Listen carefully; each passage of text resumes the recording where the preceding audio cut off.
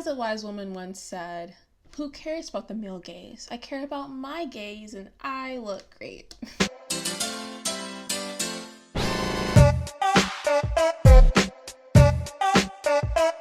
Hey guys, welcome back to my channel, and if you're new here, hi, my name is Zhariya Smith, and I typically make commentary videos just like this one. So if you guys happen to like that, or you just like my gorgeous face, make sure to subscribe down below and hit the notification bell to get notified every single time I post, which happens to be on Mondays and on Fridays. Today's candle of the day is a lava candle. For no particular reason, I just happen to like, I feel like usually you can tell how my video is going to go depending on the candle that I have, but really this is just a neutral one. I like it a lot, but yeah.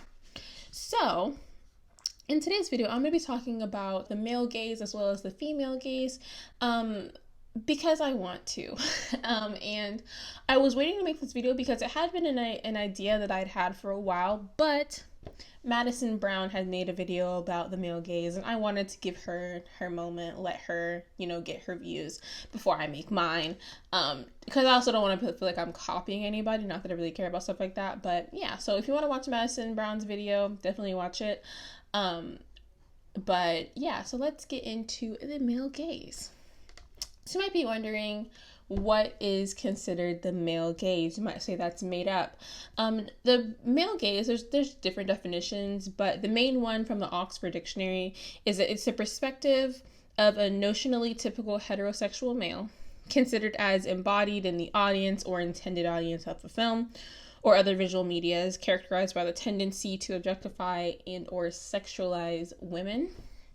But in the feminist theory, the male gaze is basically the act of depicting women and the world in literature, visual arts, from a masculine heterosexual perspective that presents and represents women as sexual objects for the pleasure of the heterosexual male viewer.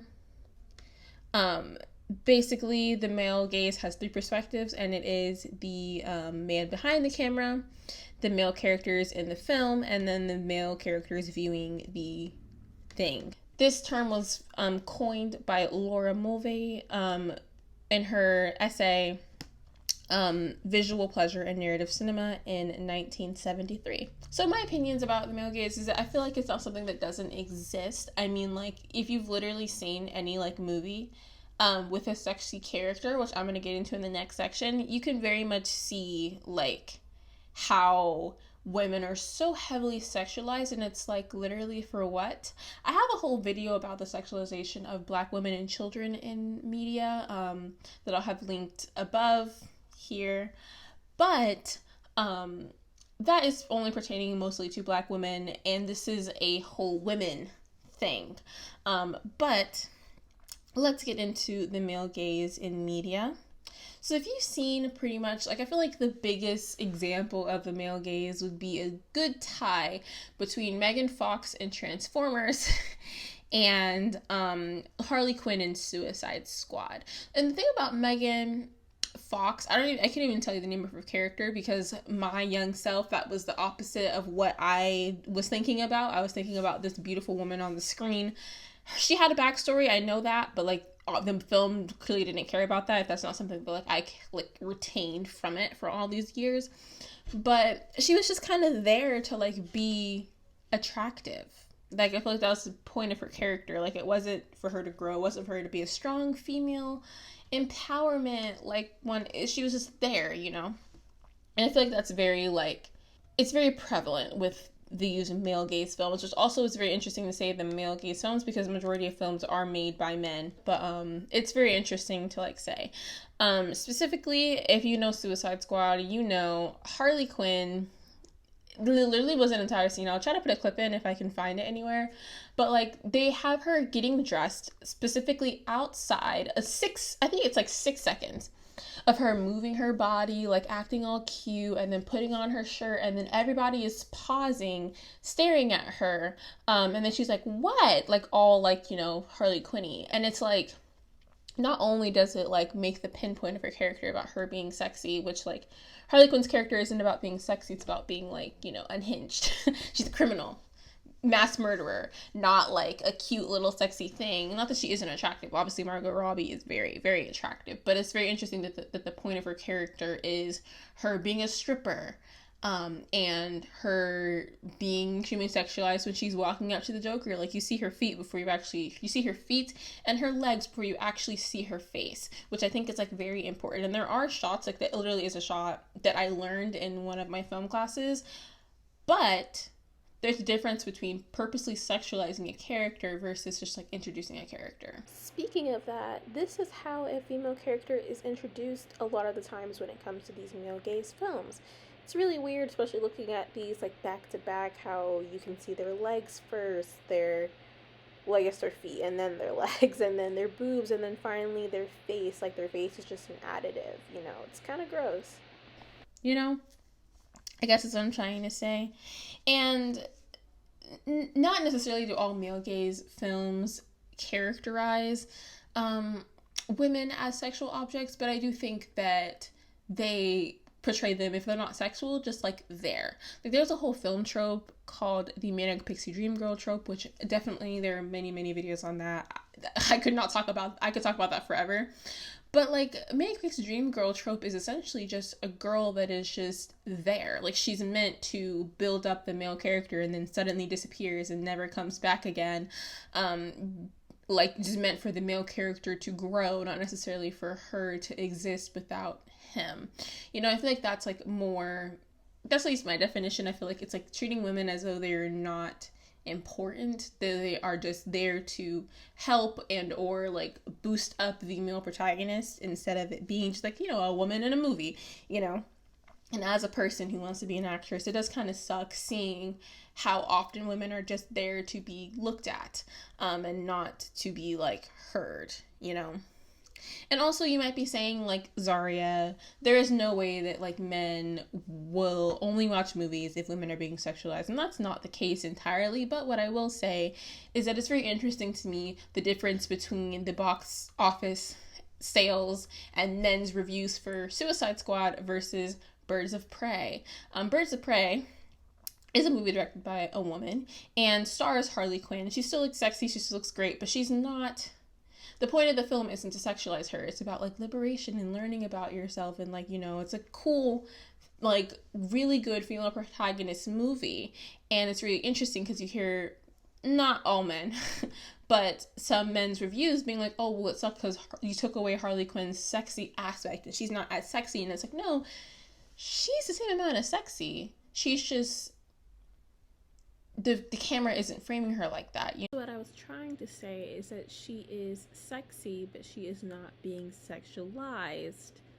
You know, big brain thoughts over here.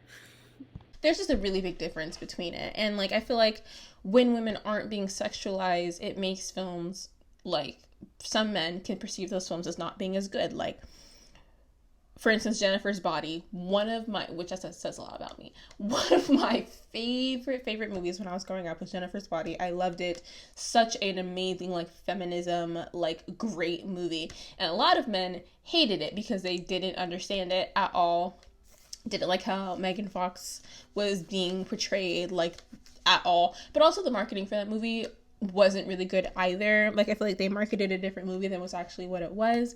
But, like, that, like, Ghostbusters, Charlie's Angels is bad in itself, but I feel like people will say, like, oh, it's not good because women aren't sexy, you know, stupid stuff like that. A movie isn't good just because you're sexualizing and objectifying women. You can have a female character, have her have depth, and not make her a sexual object in the same way, if that makes sense. But now I'm going to talk about, literally, I call this section the absurdity of the male gaze, but I feel like it also is like the ramifications, the backlash, whatever you want to call it, of the male gaze. And specifically the Hawkeye Initiative, which this is the funniest picture I've ever seen in my entire life.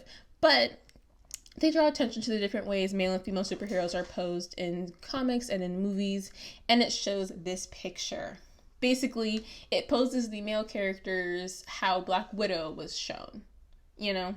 So it's like, it's very interesting to see, like, yeah, Black Widow is being sexualized in that poster when it's like, what is the point? You know, like, she's like an assassin, like, she's not just an image for men to, like, gaze at, you know? Especially since Black Widow was the only female protagonist in the Avengers. It doesn't sit right with me. I feel like it doesn't sit right with a lot of people growing up, like, watching, like, movies about her being so sexualized when she's just, she's not, like, one of the guys. I shouldn't say that. But, like, it just doesn't add up. I don't like it. And also, as we all know, I'm pretty sure you've been hearing this a lot, which is the 97% thing. And basically, if you don't know, in early March 2021, literally it's March right now, the United States Entity for Gender Equality and Empowerment of Women released a report that revealed that 97% of women in the UK, which I feel like, it's in the UK, but I feel like that could apply to the US 1,000%, aged 18 to 24, have been victims of sexual harassment in public spaces. You might be like, why do people think that you can just harass women? And it could be because of all the media that you consume.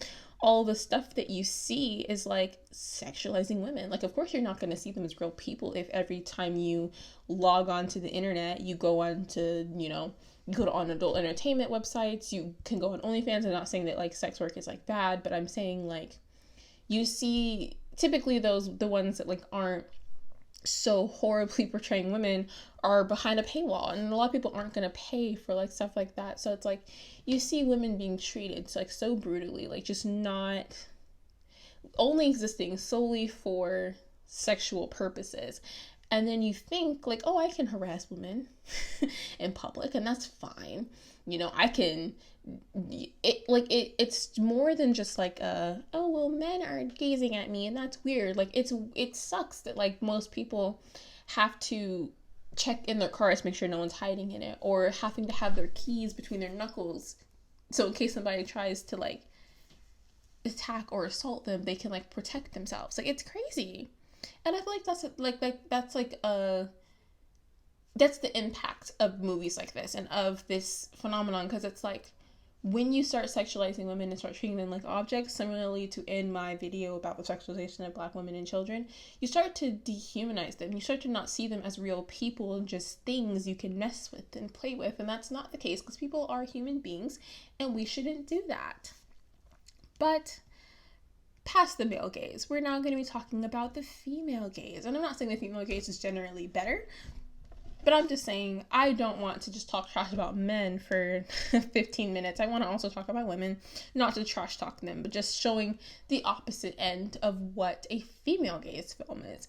So the female gaze is a theoretical term representing the gaze of the female viewer. It is a response to the opposite of the male gaze almost entirely. And unlike how the male gaze is like, oh, sexualizing women, the female gaze isn't sexualizing men. In fact, you typically aren't seeing a lot of people sexualized in general in female gaze films. Typically, it makes the audience feel what women see, what women experience. Like, female gaze films care more about the characters' like emotions. Not that women are more emotional, but like cares more about characterizations like that instead of like literally their physical bodies. And like, for instance, Magic Mike is not a female gaze film at all. I don't even know what you would categorize that as, but it's not a female gaze film at all.